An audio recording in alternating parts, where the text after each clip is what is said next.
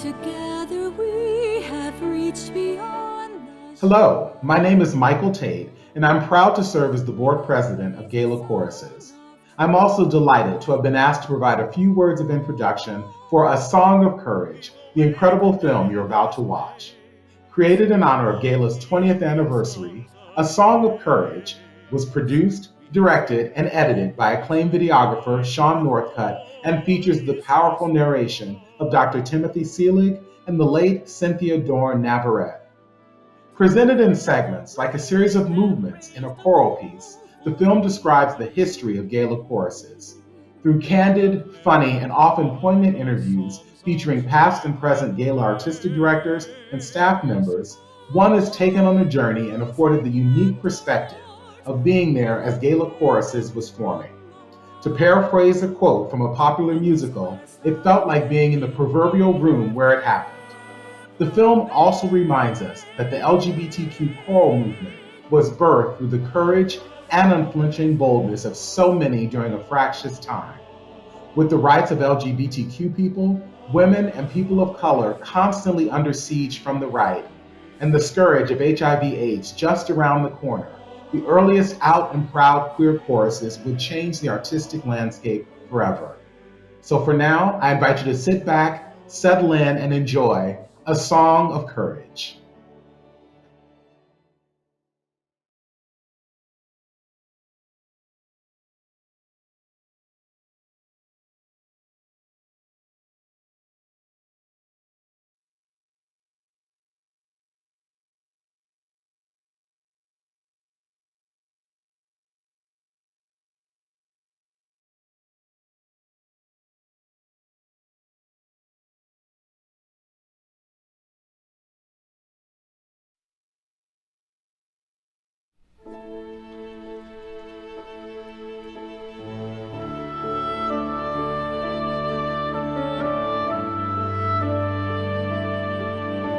Together we have reached beyond the shadows. We have raised a song of truth to right the wrong. We've awakened in this place the healing songs of grace.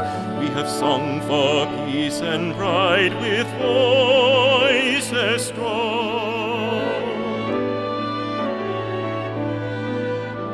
Together we have raised a call for healing.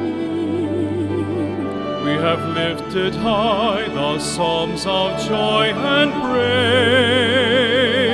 All our music and our art we have given from the heart. In this quest unending we have kept the faith.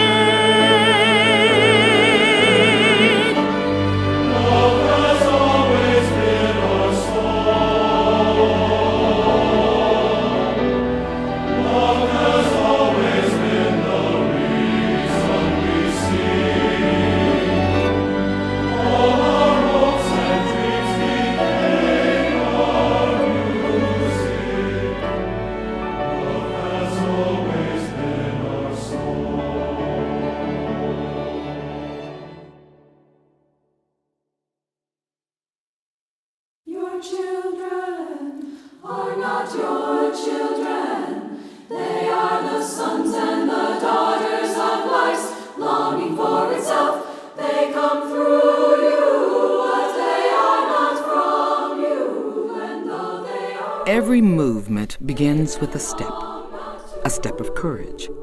Along our path, the steps of courage were accompanied by music, our music. Every song, every step was one of courage. The movement began without a name, in different places, and by groups of people pushed too far. Men who were tired of hiding out in the open. And women, tired of hiding behind a weaker face. Every step was about using music to change the world. Or at least the world where they lived. I can't think of a better way of doing that than through song and through music. Are not your children? They are the sons and the daughters of life's longing for itself. They come through you, but they are not from you. I am sitting here wanting memories to teach me to see the beauty in the world through my own eyes. What is it about singing that as we entertain each other with our music, it creates in us a place of safety where we can heal ourselves and strengthen our resolve? It was this idea that led the women's movement in the 1970s to use music to increase the volume of their voice. During this time in 1974 or 5, the whole notion of women's music was being birthed. People like Chris Williamson and Margie Adam and Holly Near and Meg Christensen, people like that. That movement was beginning, and how do we, that music was talking about the lives of women, and it was talking about lesbian lives. Well, I think as GALA choruses, from the beginning, we've had a pretty male-centric point of view, which is unfortunate because the women really began singing together as specific feminist choruses several years before the San Francisco chorus or the chorus in New York City. A lot of the women's choirs, when they got started more as grassroots organizations. The most important thing was to connect up with other social change issues that were going on, and the women's choirs were more of an arm of the movement. We called ourselves Anacrusis Women's Choir, and I should say from the beginning that it was very important to me to have a choir composed of lesbians and straight women. And that's what we would say. Those were the only two categories that we were dealing with in the 70s. So I want to say that. We did not transgendered, not bisexual in those days. The lesbian and gay bands had already begun to set the stage in at least 3 of the major U.S. cities. Their success would serve as an inspiration to GLBT choruses. The gay bands had really set a precedent for us. They were a well-established musical feature in a lot of the major cities, and were networking and sharing ideas, and we thought, well, we can do this too. So the gay bands have always been there to support the choruses from the early times, for the gay men's choruses from the early days. Just as the women's music movement had been founded on the idea that there was a voice in the world that needed amplification, the gay male choruses were beginning to utilize song to express what could not be communicated through words alone. There's a great quote somewhere that, who's afraid of a chorus? And I really think that we can deliver a message in a way that's a lot more palatable than perhaps a talking head or someone shaking their fist in the air.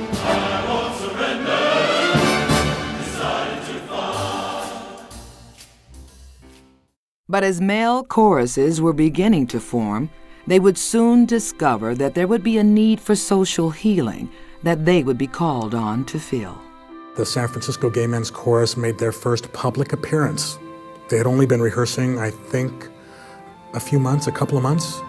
And then, of course, there was the Memorial Candlelight March at City Hall in San Francisco upon the assassination of Harvey Milk and Mayor Moscone.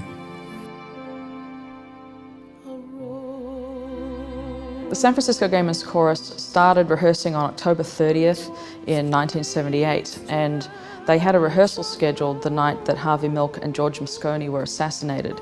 And the men decided, well, we can't rehearse tonight, we need to go and be part of this candlelight vigil. So they threw together a quick hymn and ran down to City Hall and were part of the vigil, and they gathered that night and sang. So there is this story out there that Holly Near, en route to the Candlelight March, the vigil for Harvey Milk and George Moscone, in the cab ride over or en route to the memorial, wrote, "We are gentle, loving people."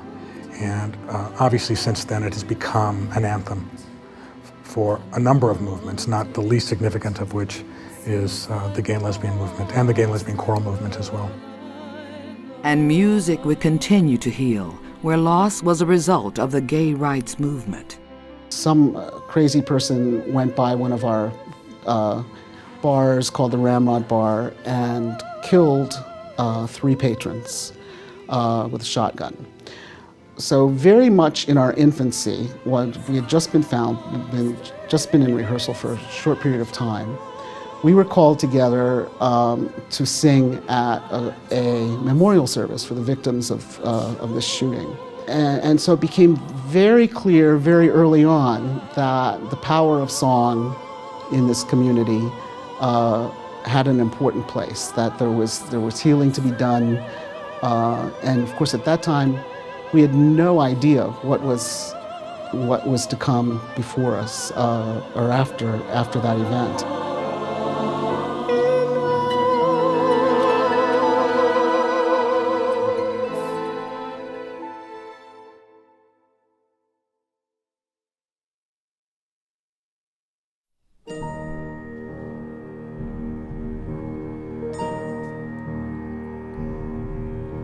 As a result of the San Francisco Gay Men's Chorus singing in their cities, other gay men felt motivated and inspired to form their own choruses. So the San Francisco Gay Men's Chorus, by virtue of moving about the country and making their presence known, planted seeds of germination that this can happen in our city too, so to speak.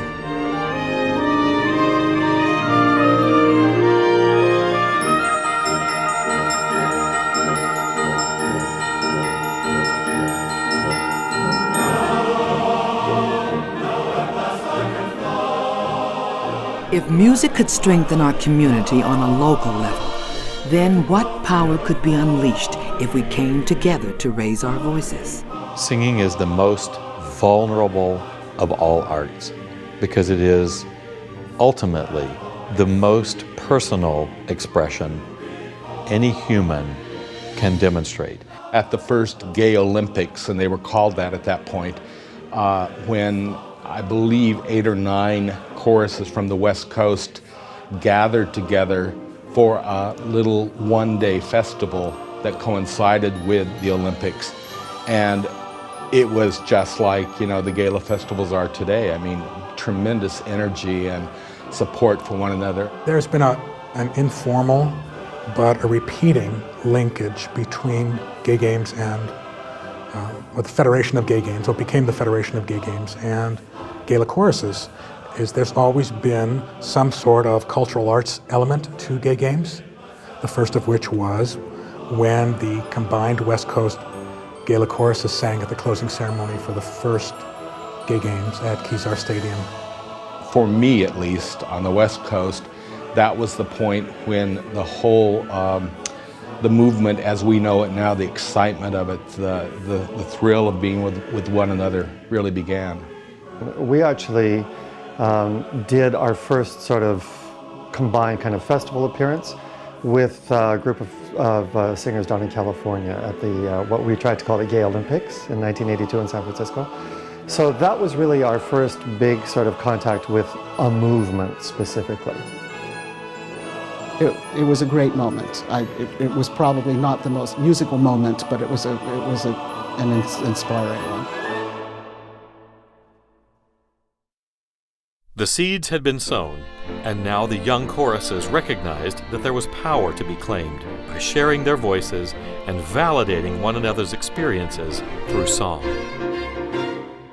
Well, I don't think we even thought that much about creating something at that point.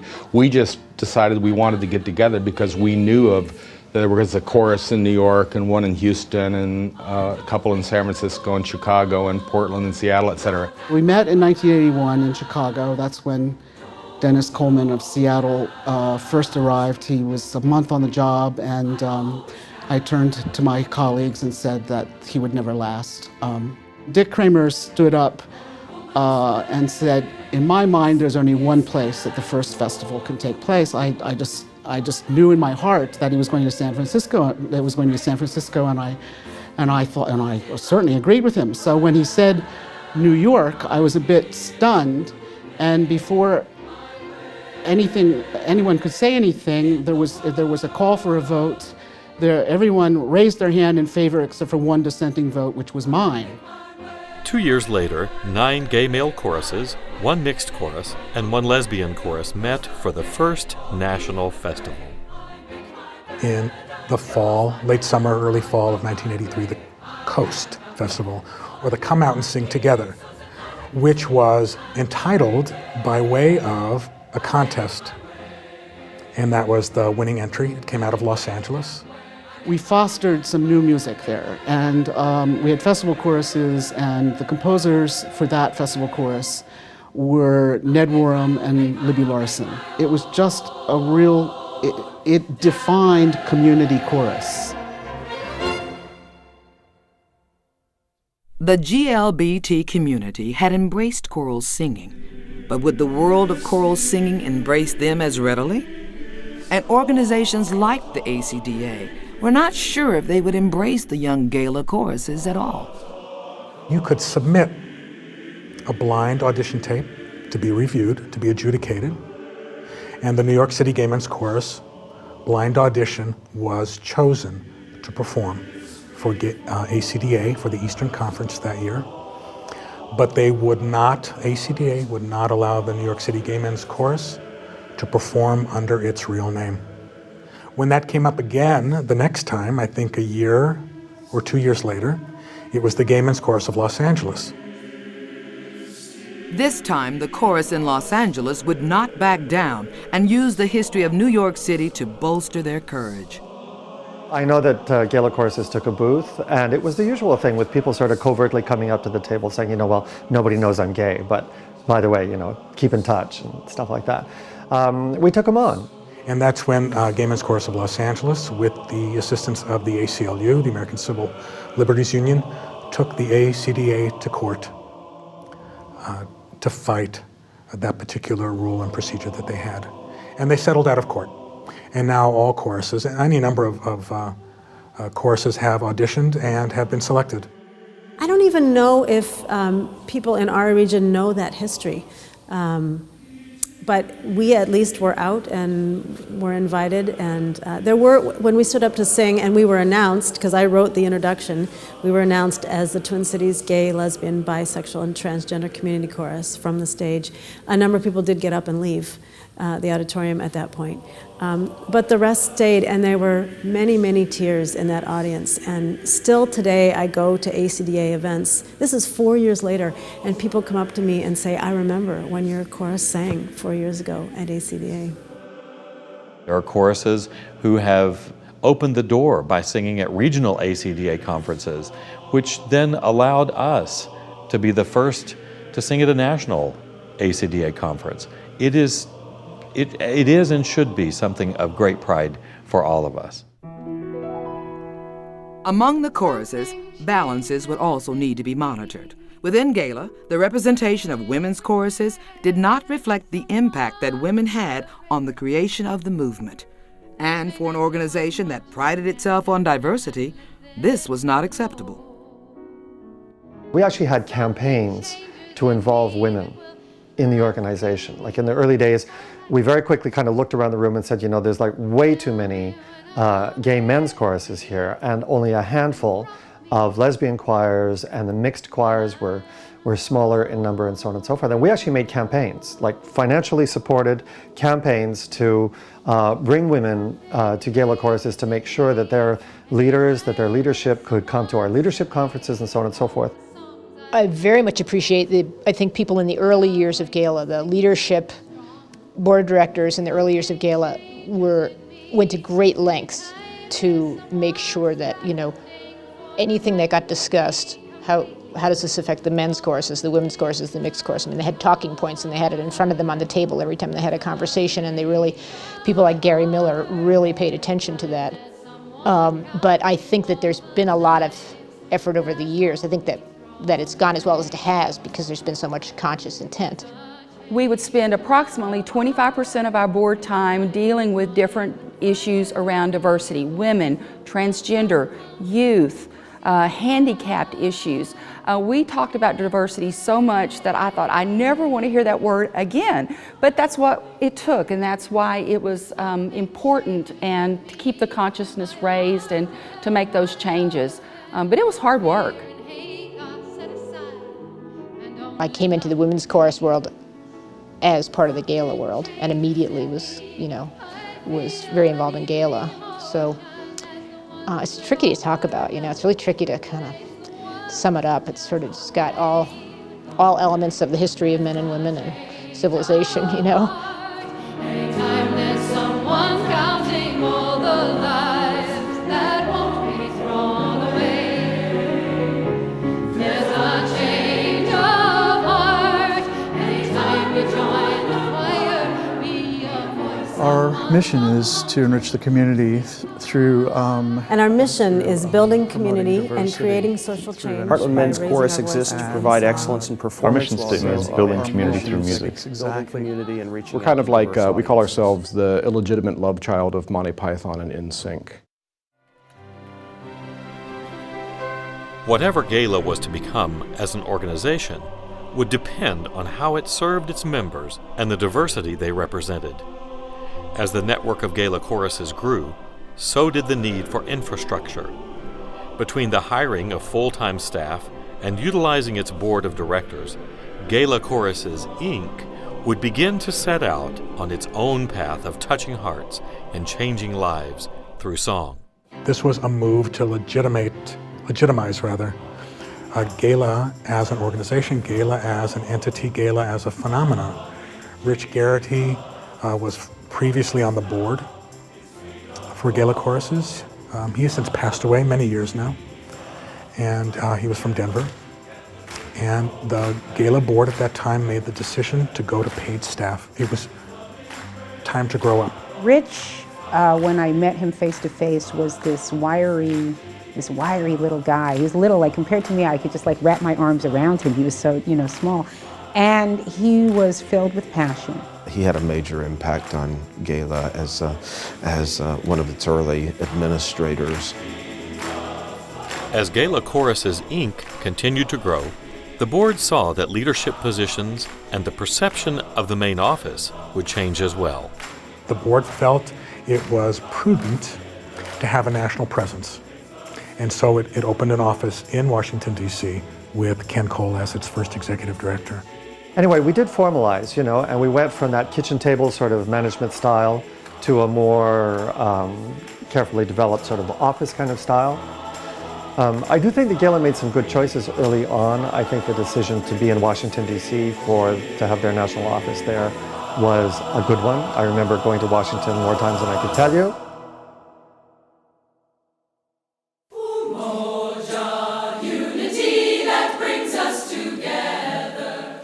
Even though GALA moved into an organization guided by a central office and paid staff, it has always been the board that has embodied the idea of community leadership and passionate volunteerism, growing the GALA network to a safe space for GLBT singers.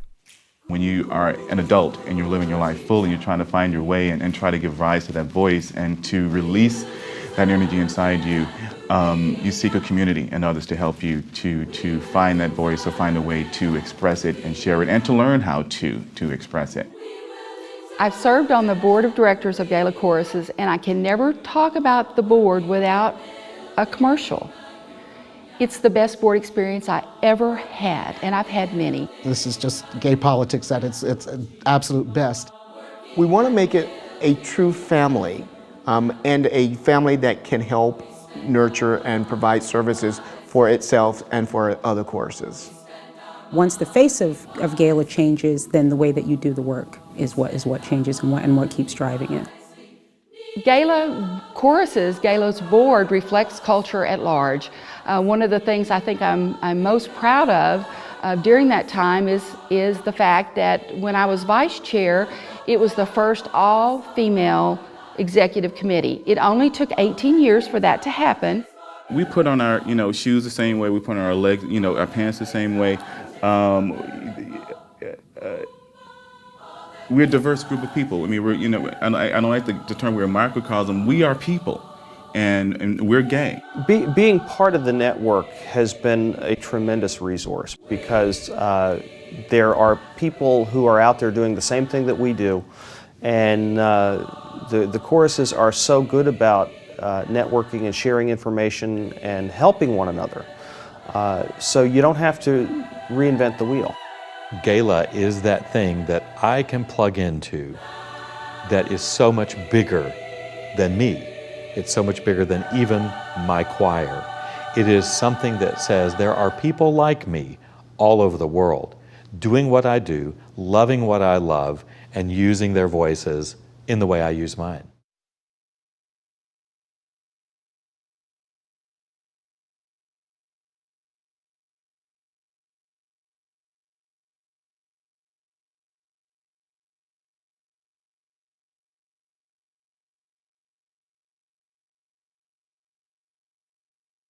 My mother calls me a professional homosexual. I'm basically queer for a living, you know, I mean, and I think that's very exciting. It's very powerful. I mean, I've been an out lesbian for a very long time. I don't know what it's like to really, I mean, I forget sometimes what it's like to live in a so-called straight world because my world is not that way. I'm a man who loves music who happens to be gay. I mean, I've heard stories of some of the learning process of people of these two genders trying to sing and work together. They brought in a consultant and she helped them talk together. And one woman was just telling me last weekend that those conversations really dispelled a lot of stereotypes. And she described, you know, thinking that all gay men did was have sex and the gay men thinking that women just couldn't dress. We're not a show choir, we are a chorus in a traditional sense. We did an all-Broadway show, including choreography, a number of years ago that was insisted on by a faction within the chorus. I'll be happy to let that one not occur again for a while.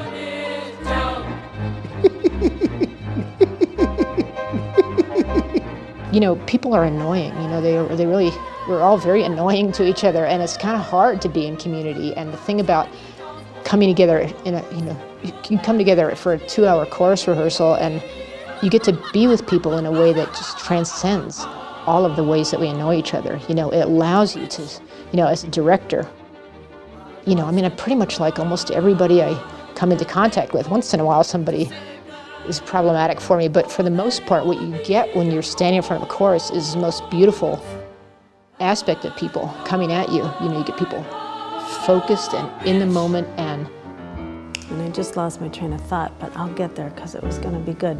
Oh shoot, where was I going to go with that? What did you ask again? Not really what I want to say. Collaboratively, I can't say the word, so edit that out. I've got a little story for you.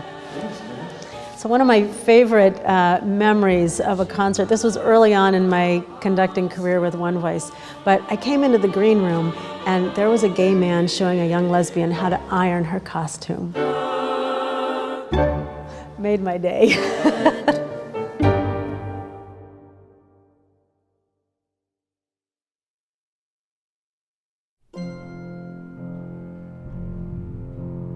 I think that GALA has created a wonderful umbrella. You know, what GALA for me works best when it can bring together all of these different people and all of these different choruses, and we can come to one place and realize that we do have a common language, which is music. GALA was now an umbrella for its members. GALA was now a community among the communities of its gay, lesbian, bisexual, and transgendered singers. And GALA would serve as a network to connect the experiences of many to the safe spaces of the individual choruses. We just happened to have a guy who had heard of us, who knew we were very familiar with us, who was running the program with the youth, came in to hear one of our rehearsals. And we sang that song, Salvation is Created by Chestakov. And, oh, sorry, I'm going to start getting emotional. But he was standing right there, and he was just crying, and we were like, then the whole chorus started crying, and we didn't know why he was crying, we didn't know why we were crying. And so he came up afterwards and said, it's amazing that a group that is so persecuted by the Christian churches could stand up and sing one of those songs so eloquently.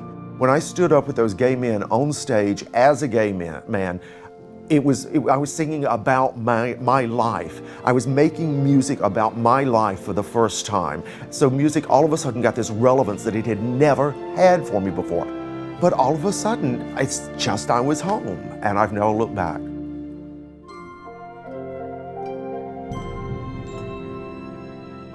We emphasize the differences we can make for one another, for our community, and for the community at large by making really good music. You know, when you come into Muse, you can be from any background, any financial background, any cultural background. It doesn't matter because it's all coming together as one community. I think everyone feels different at one point in their life, regardless of their sexuality or whatever. But there's always times where you feel outcasted. And there's always places that you can find acceptance. You know, prior to my involvement with GALA, my gay world was a very small place. You know, I wasn't really closeted, but my gay world was a very small place. Now it's a much bigger world.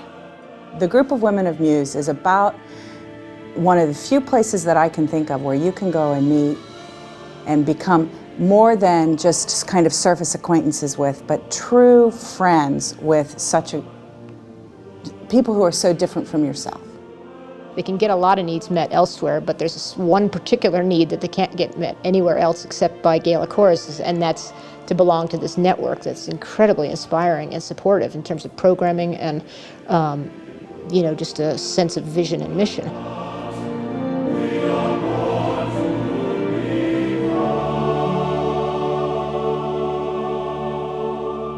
What I think is so wonderful, and it's not necessarily unique, but what I think is so wonderful about being a singer and being in a chorus is that everyone deserves beauty in their lives. And I think that for so many of us, I'm crying, for so many of us growing up, you see a lot of ugliness, and that can come in many forms. It could be abusive, it could be physically abused, it could be verbally abused. So you struggle to find a light, and you struggle to find beauty.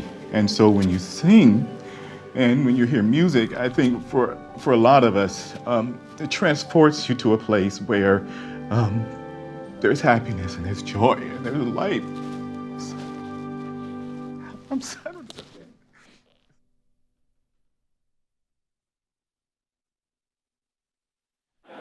I said, oh yes, I'm gay. Oh yes.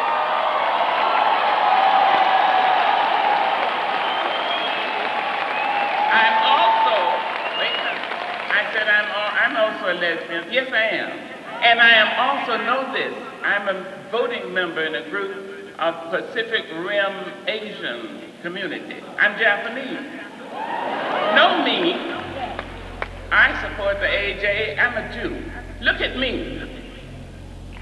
I'm black and I'm white and I'm short. I'm about this big. And I'm 6 foot tall and I'm male and I'm female. Yes, I am. I will not allow anybody. If we live 100 years, it's about that long. I will not allow anybody to narrow down what little bit I do have by deciding what and where I shall be when I be what I be.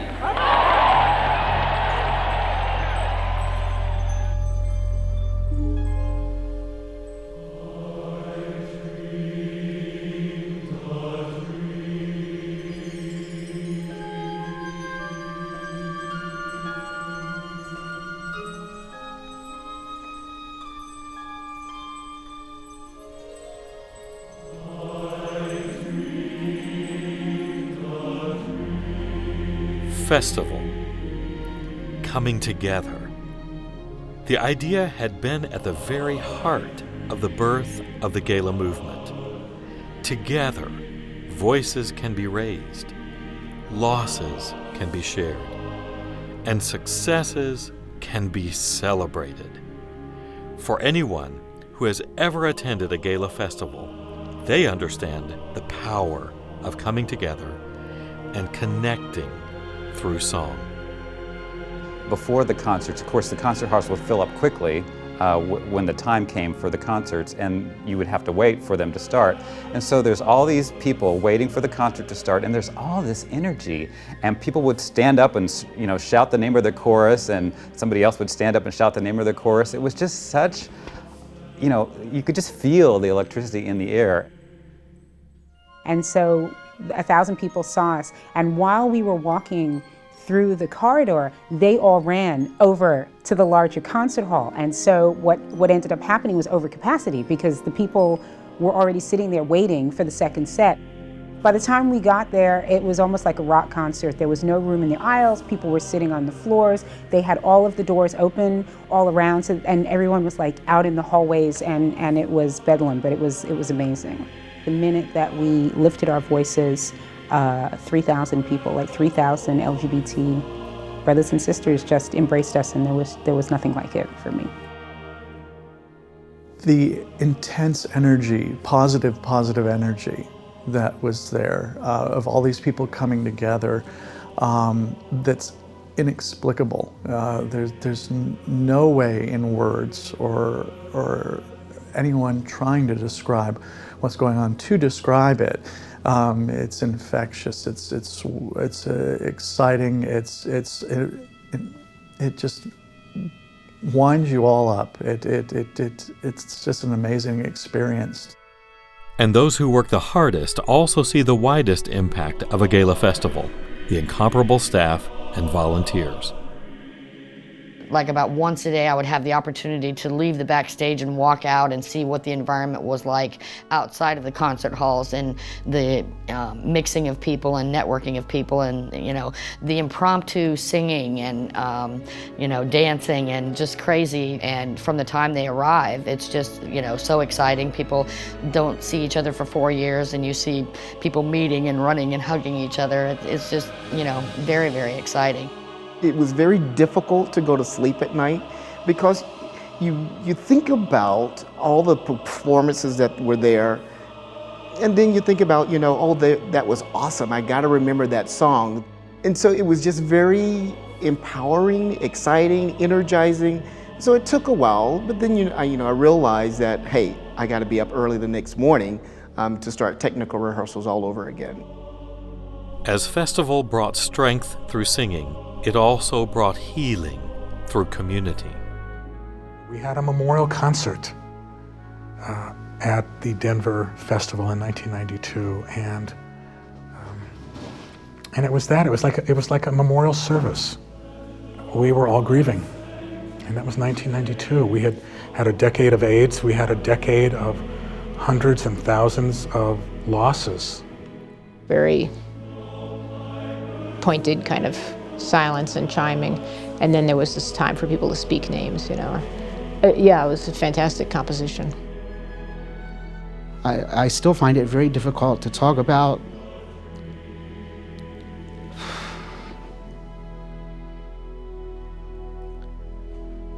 I still don't know quite why I'm here talking about it and they aren't. It's a very difficult time.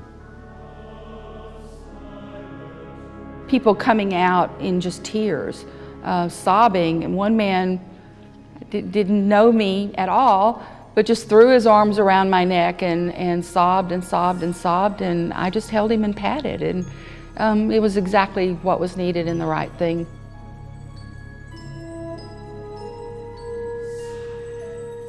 Strength, healing, community, and of course, joy.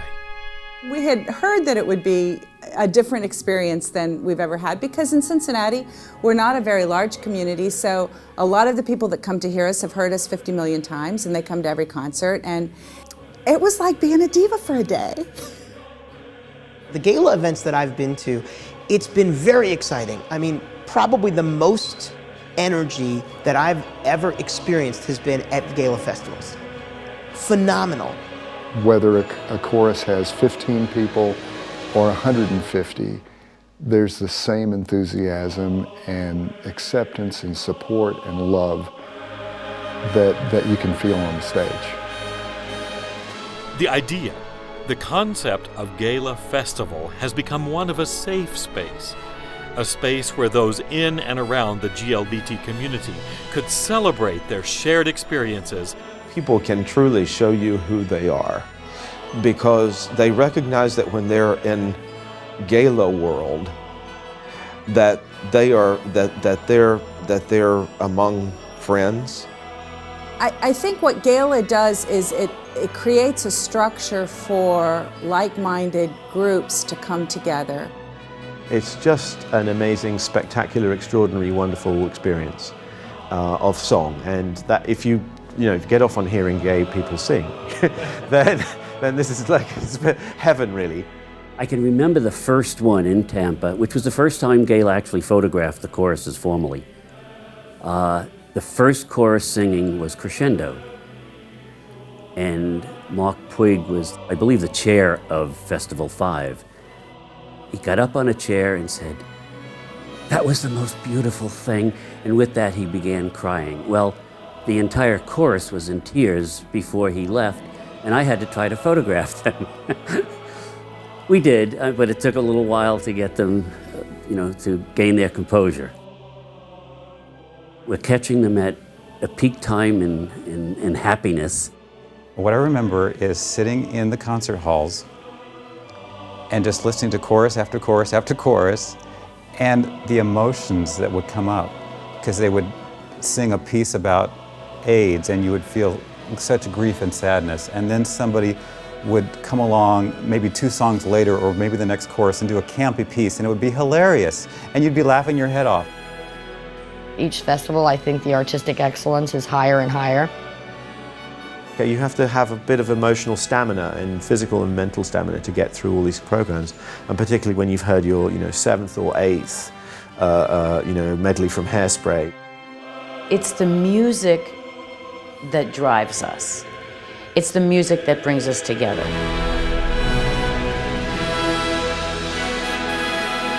The festival is the great equalizer.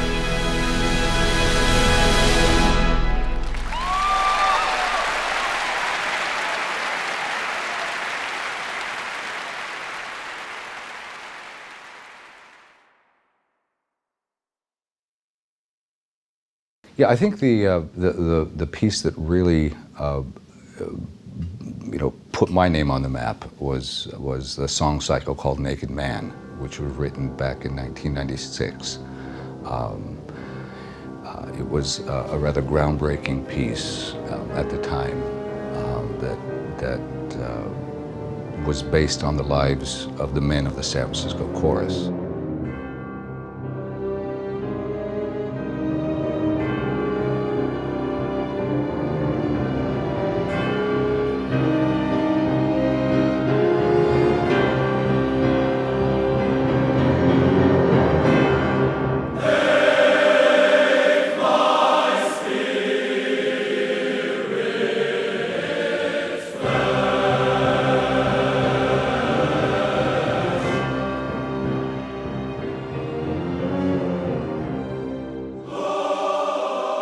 I think the whole notion of commissioning music and securing heavyweight players in the choral music milieu has got to be a way to validate our existence, that we are a force.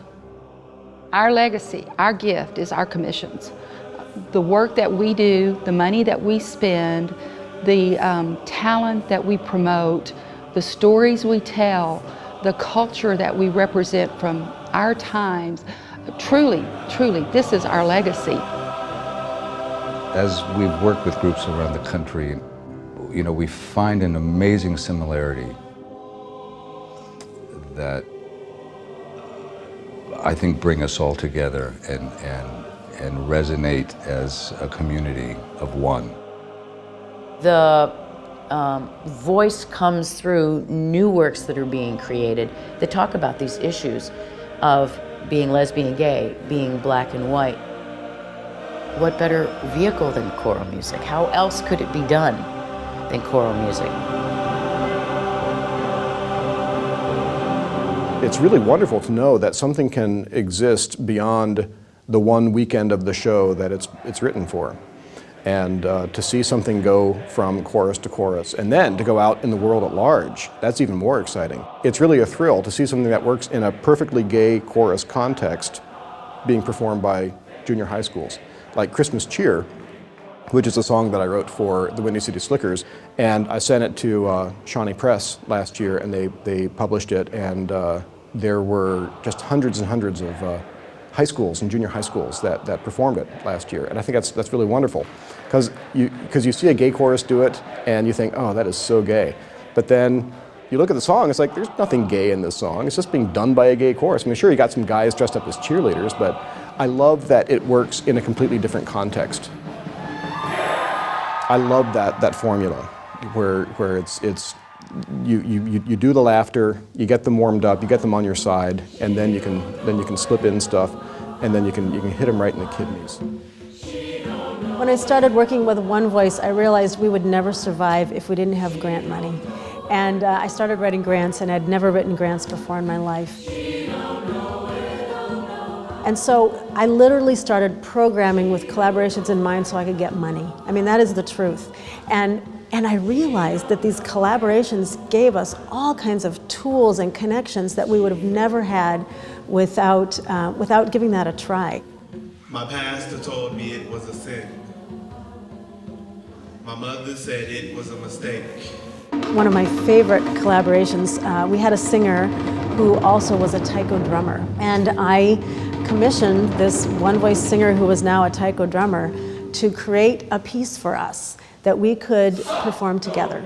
So we limited it to 3 taiko drums and commissioned a piece based on a traditional taiko drumming pattern, and then she put pitches to each of the drum sounds. And it was a wildly successful concert, and I think probably for me and a lot of the singers, one of the favorite concerts that we've ever done.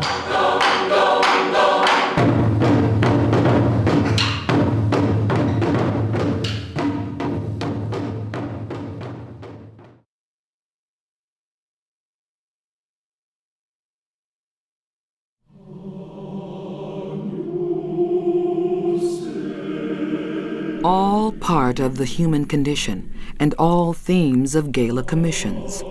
However, no other experience has impacted the arts and music over the last 2 decades more than the useless loss at the hands of HIV and AIDS.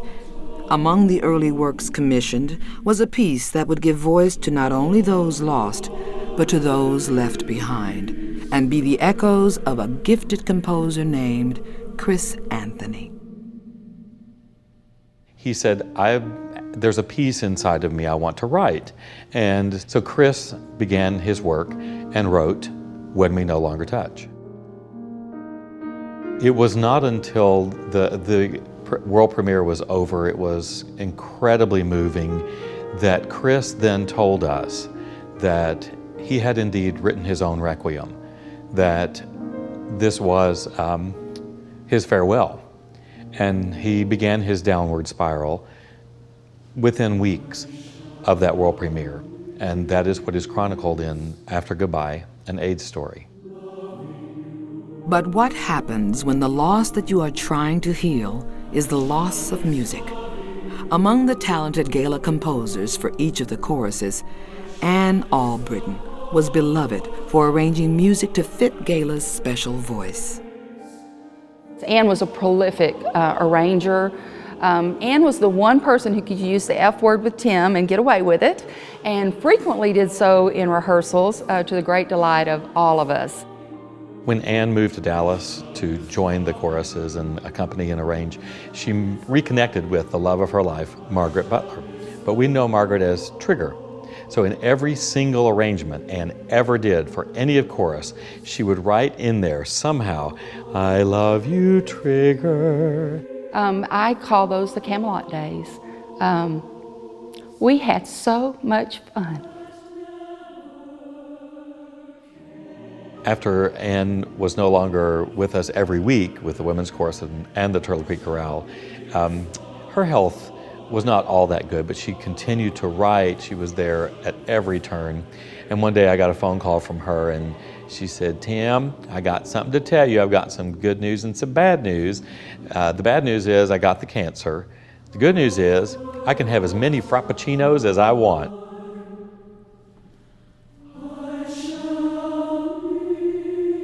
When Ann died after a lengthy illness with lung cancer, it was very powerful time for both the Women's Chorus of Dallas and the Turtle Creek Chorale, because Ann was the Turtle Creek Chorale's accompanist as well for many, many years. And my job was to just be at the service where we were all going to be and make sure things went well, and to make sure that things went well for the family. But to see that church filled with faces I hadn't seen in years, who'd come and gone within both organizations. Well, needless to say, for Annie's memorial service, there were not 20 people, there were hundreds who came back to sing. And we did excerpts from When We No Longer Touch, because Ann had taken the TTBB of When We No Longer Touch and made it SATB. So we sang I Shall Miss Loving You and I Have Loved. But then at the end, we sang Ann's arrangement of Let Me Be the Music When I Go. And right at the end, of course, Antone, our longtime accompanist, played I Love You, Trigger.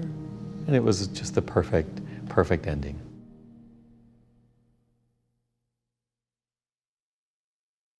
For each child that's born, a morning star rises and sings to the universe who we are. I think that as the movement ages a little bit, the novelty of it has worn off. But the strength of the movement really is in the people and empowering the people within the big network to continue to affect change where they are. Okay, so if we don't need a safe place, what else do we need? What is our community going to need? Or is that relevant still? It's about the social interaction, it's about music. It's a beautiful thing, and I think it needs to be kept. We are the Spirit of God, we are mothers of courage and fathers of time. We are daughters of dust and the sons of great visions. We're sisters of mercy and brothers of love. What we are ultimately working for here is to make ourselves obsolete. And we believe that there is a time when our work will be done, and we will know when we get there. And it will be a time when no one is concerned about the orientation of our singers. The new faces of GALA are the new faces of this generation. GLBT and supportive youth are the newest voices to join the GALA chorus movement. But unlike any generation in the past, these singers are concerned not only with GLBT rights, but countless other social issues that they see as equally important. Some of the comments that were made by a small group of the current students, like a couple of them, like they didn't like outright say things, but just like how they responded, like. Can you tell me what you mean by that? Well, it was Kirsten, right? Kirsten. Yeah. Do you want me to say it, or do you want to say it? Okay. So I just introduced myself to someone when we first got in, like when we all went into soprano and I was like, "Hi, my name's Kirsten." She's like, "Hi, my name's Selena." And then she's like, "What choir do you sing in?" And I said, "G.L.A.S.S." And she went, "Oh," and she walked the other way. And that's all she said. She was all friendly and all nice, and then all of a sudden, when she said, "What choir are you from?" I said, "G.L.A.S.S." And she's like, "Oh, what does that stand for?" Like, she was all interested, and I was like, "Well, gay, lesbian, and supportive singing." And she just turned around and walked out the door. Didn't even like say bye or have a reason or anything. It was just like, okay. I thought it was kind of dumb, because that's the whole reason why we were there, was to express ourselves and be a part of the change. And some people aren't even willing to change. So it's kind of confusing to me. I think it's really important to have first of all, an environment where other gay people can have acceptance, because sometimes, not so much here, but in other places, and even sometimes here, you can feel like a real outsider just because of who you are attracted to. The rivers are polluted, the fish are full of mercury. We are a group of people that promote social justice, regardless of its forms. We've done songs on bullying, we've done songs on race, we've done songs on sexuality. We do a little bit of everything. We just try to promote, in my mind, equality. I really don't think we have time to wait to get socially conscious. I think it's something that needs to be started from a very young age. That it's our responsibility to take care of each other and take care of our planet, because we only get one.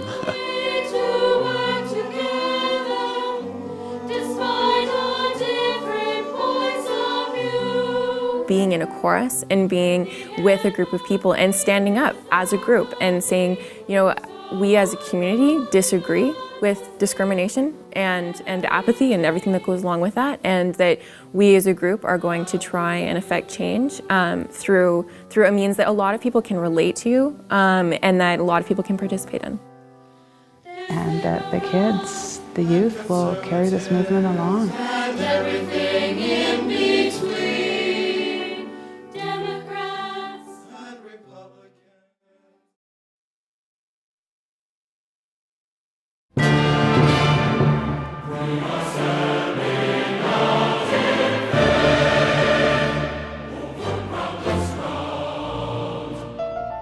So what is the future of GALA now that it has a past from which to draw? What does an organization need to do to remain a part of the song it helped create? What has emerged as the predominant focus of the GALA movement? The music or the message? Well, history shows clearly that it is a movement where both are equally crucial.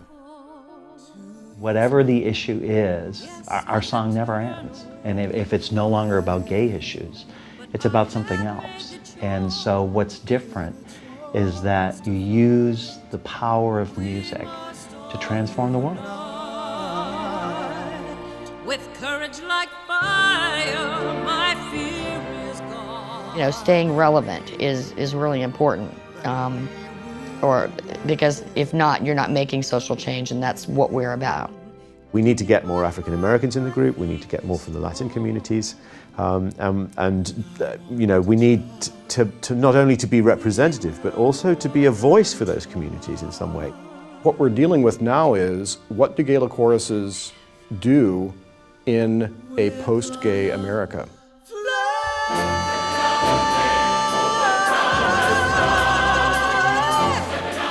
My conviction is that we need to make sure that we don't lose that special identity that has made us gay and lesbian choruses. Okay, so if we don't need a safe place, what else do we need? What is our community going to need? Or is that relevant still? And I think it is. What gay choruses do that no other choruses do as well is sing from the heart, and they sing their experience. And maybe this is something that the gay and lesbian choruses have in common, whether they're men's, women's, or mixed, and whatever they're doing. You know, they're these kind of big messages. You know, you are not alone is a huge message for people to hear, for anyone to hear, but particularly we know that there are people in our community, gay and lesbian people, that really need to hear it so badly. And there will always be gay and lesbian people in the world, and we're always going to be a little bit different.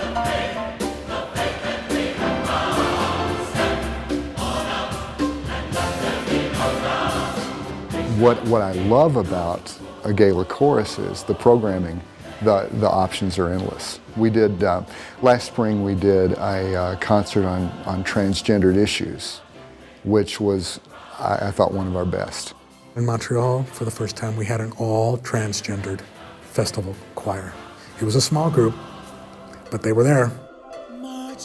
I think there will always be a place for GALA as long as it keeps revitalizing itself and keeping fresh with the changes in the world.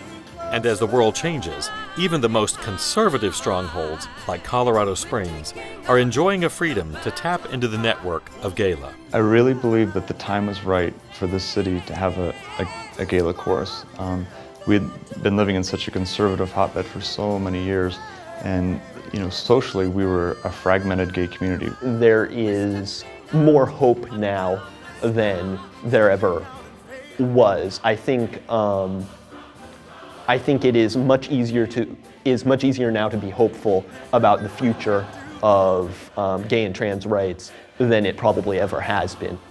It's been a real change factor as far as bringing us together, that it's not just the bars or the once-a-month wine tasting group, but rather a musical or an artistic expression to bring us together into this amazing brotherhood that's been really wonderful. As GALA looks to its future, it finds itself coming full circle back to the voices that began the song 25 years ago. Women's and men's voices continue to tell the stories that are relevant to our lives, both separately and together.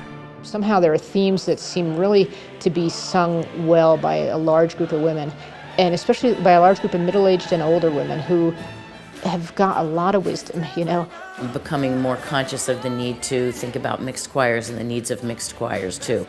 Not just putting a concert on with pretty music and, and all that. We're doing something that educates, that entertains, that enriches people. And of course, there's the excellence in the music that healed and strengthened and grew to something beyond the bounds of the GLBT community. The musical excellence of these choruses has grown far greater in 25 years than anyone could have ever expected. It's given me my voice.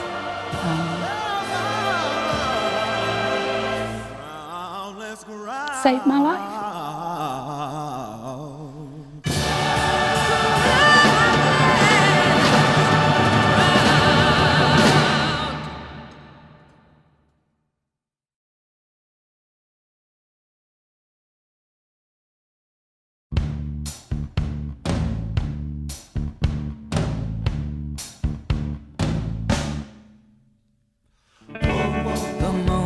I saw you, it was love at first sight.